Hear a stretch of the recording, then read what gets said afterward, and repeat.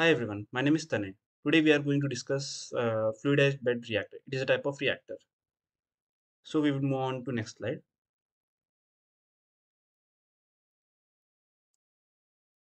Introduction. Let us see about de- uh, definition of the reactor. A fluidized bed reactor is a type of reactor device that can be used to carry out variety of multi-phase chemical reactions. In this type of reactor, a fluid, which may be gas or liquid, is passed through a solid granular material, usually a catalyst, at high enough speed to suspend the solid and cause it to behave just like the fluid. This process is known as fluidization, imparts many important advantages to an fluidized bed reactor. As a result, fluidized bed reactor are used for many industrial applications.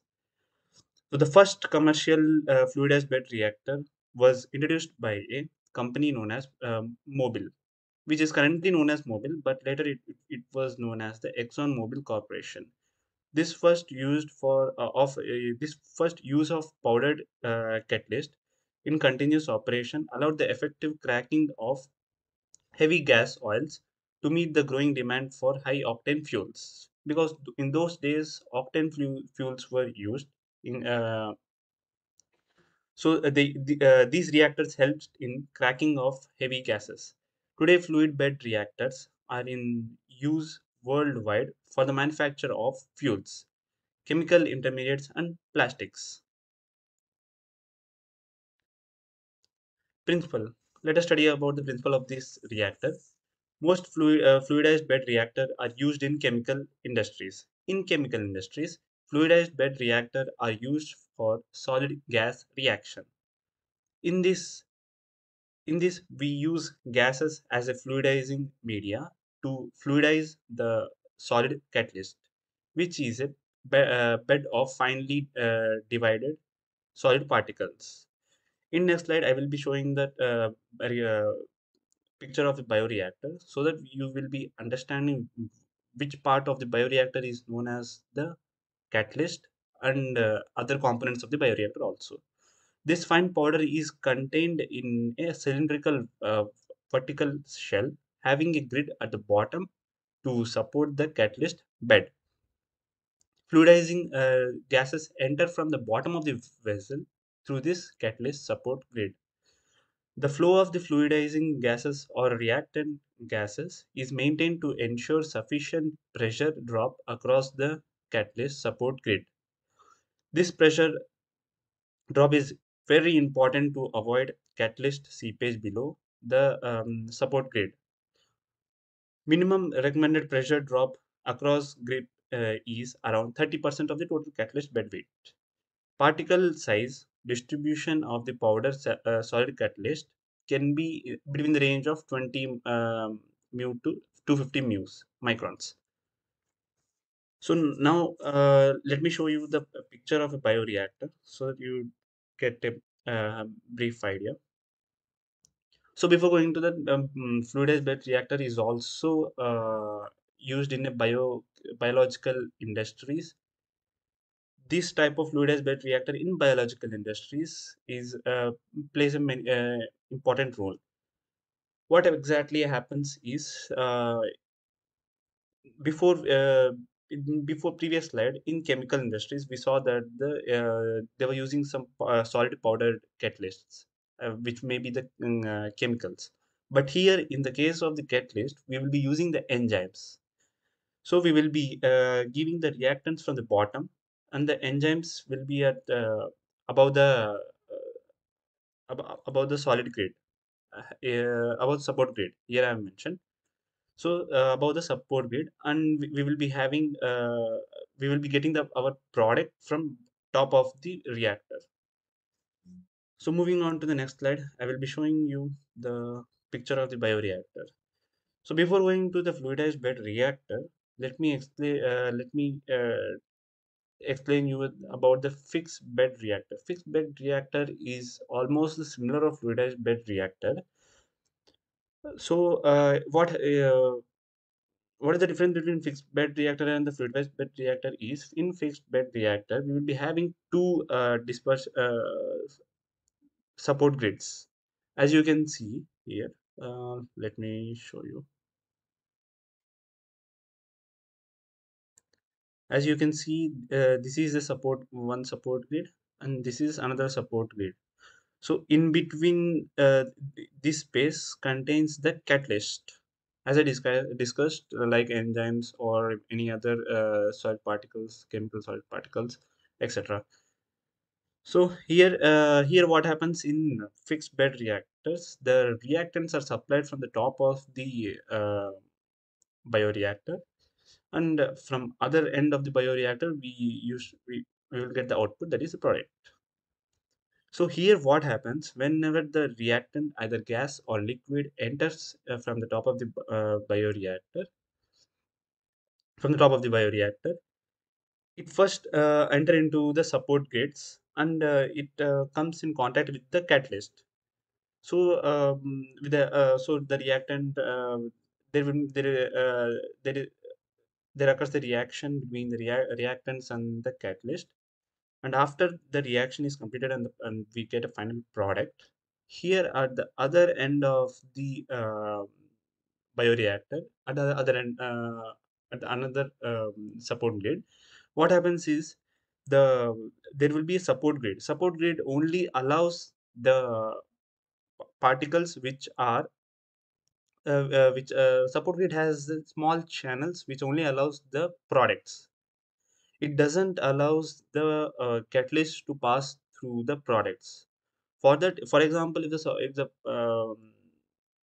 support if the catalysts are of 4 microns, and support grid must be of 2 microns, so then only the catalyst cannot get chance to and pass through the products. So this was a fixed bed reactor. And coming to the fluidized bed reactor, here what happens? Here also we are having only, here in this reactor we are having only one support grid. So and also in here we will be supplying the reactants from the bottom of the bioreactor, and in between, if you can see, this whole area is filled with the catalyst, other enzymes or any other chemical catalyst. So what happens is whenever the reactant passes through the support grid, it comes contact with the catalyst as usually, and a reaction occurs between the catalyst and the reactant, and then the product is formed. So as you can see that this is the product uh, outlet.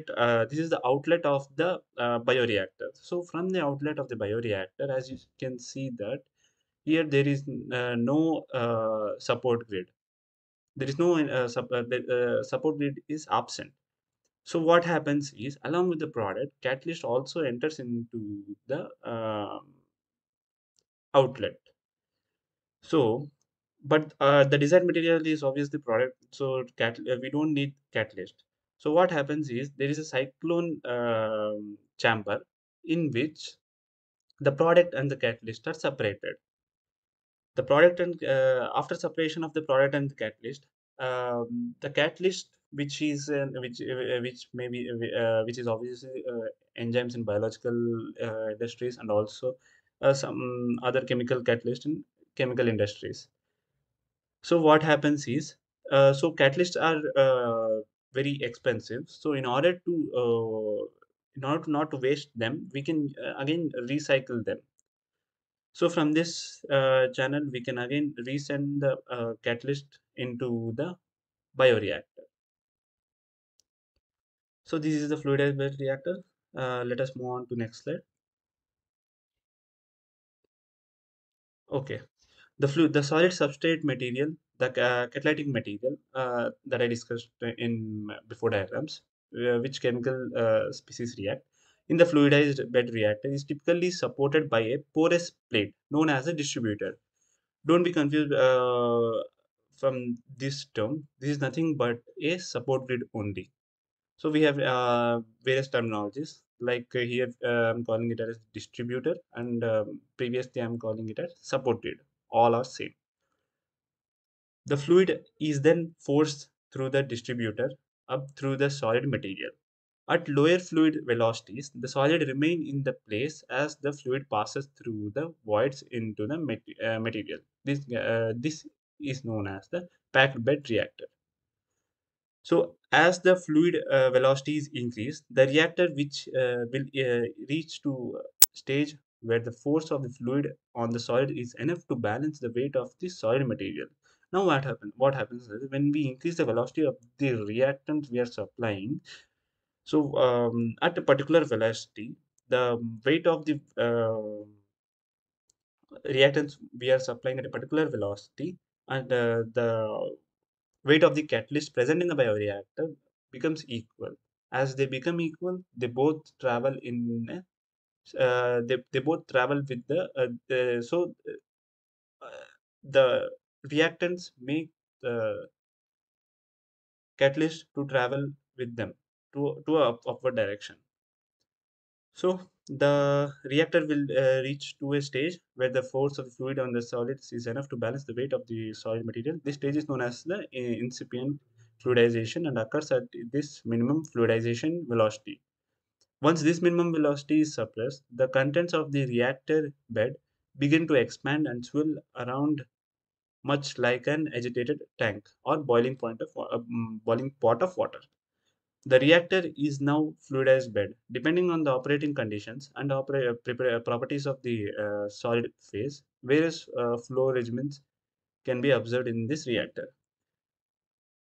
So let me show you that various flow. This is the various flow regimens that were talking in before slide.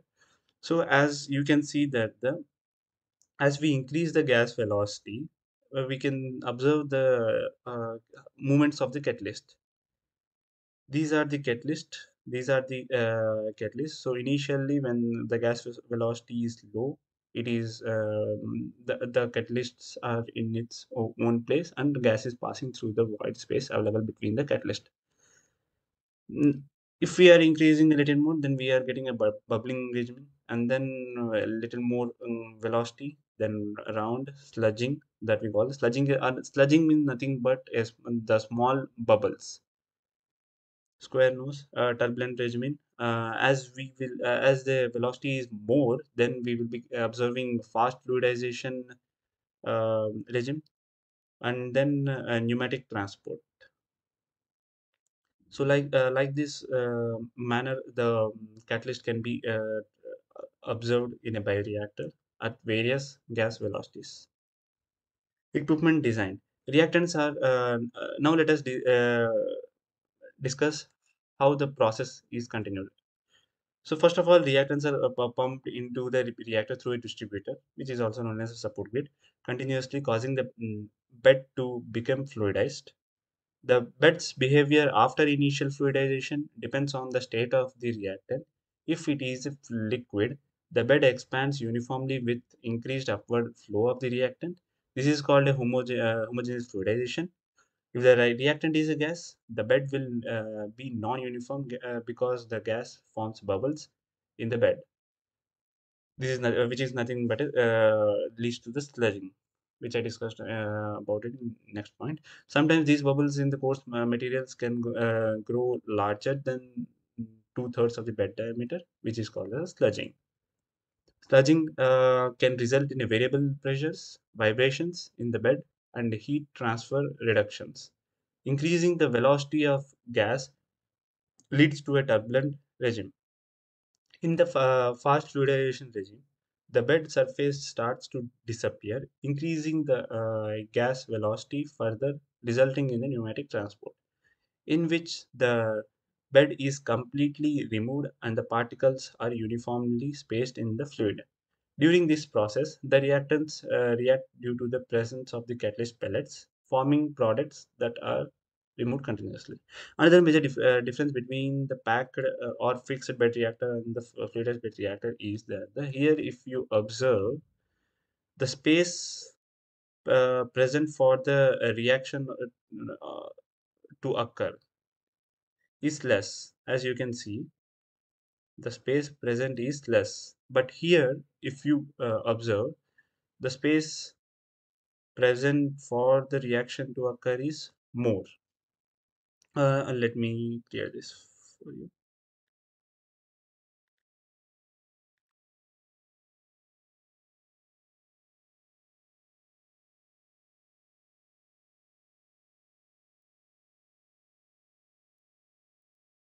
So here you can see that the place available for the reaction to occur is limited. I mean, it's not limited. Yeah, yeah, it is restricted. But here you can see that from here to here, the reaction can occur. So we will be having more products, more reactants to be reacting with the catalyst. And also, uh, why fixed fluidized bed reactors? Why fluidized bed reactors were taken into consideration instead of fixed bed reactor for us? One thing is that channeling in fluid a fixed bed reactor channeling was a problem, but in fluidized bed just channeling is not a problem. And alteration of the bed porosity, and in fixed bed reactor porosity during the operation was a problem, and in fluidized bed reactor it is not a problem. So coming to the minimum fluidization velocity, this is the minimum fluidization velocity with which the catalyst can be lifted.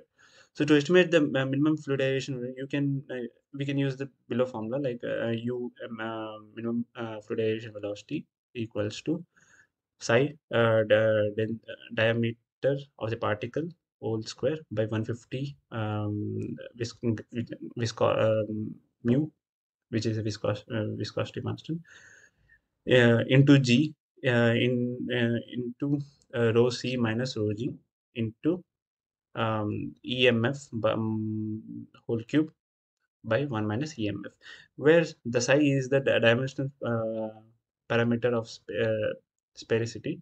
EMF is the void fraction, then dP is mean particle diameter, G is the gravitational constant, mu is the gas viscosity, rho C is the catalyst particle density, rho G is the gas density. Advantages. Coming to the advantages, we,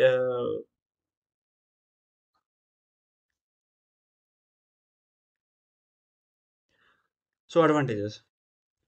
Advantages of the fluidized bed reactor are uniform particle mixing, uniform temperature gradient, ability to operate reactor in continuous state. What is uniform particle mixing? Due to the intrinsic fluid-like behavior of the solid material, fluidized bed do not experience poor mixing as in packed beds. This complete mixing allows for a uniform product that can often be hard to achieve in any other designs. Uniform temperature gradients. Many chemical reaction require the addition or removal of heat. Local hot or cold spots within the reaction bed, often a problem in packed beds, are avoided in fluidized situation that in fluidized bed reactors. Ability to operate react in continuous state. In the fluidized bed nature of these reactors allows for the ability to continuously withdraw product and introduce new reactants into the reaction vessel.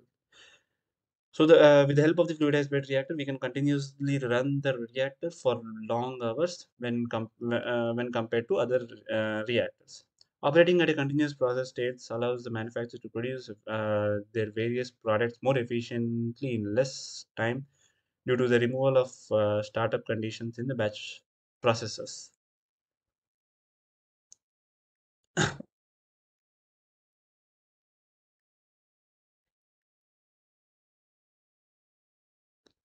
So moving on to the next slide, disadvantages.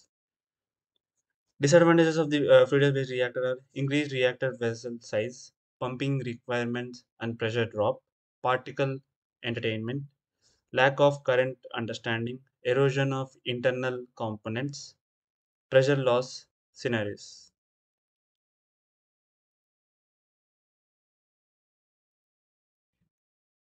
Applications. Fluidized bed reactors are commonly used in catalytic cracking processes, and NASA also using in jet propulsion laboratories and wastewater treatment. Also, we are using it fluidized bed reactor, and petroleum industries also we are using fluidized bed reactor. So thank you. That was about the fluidized bed reactor.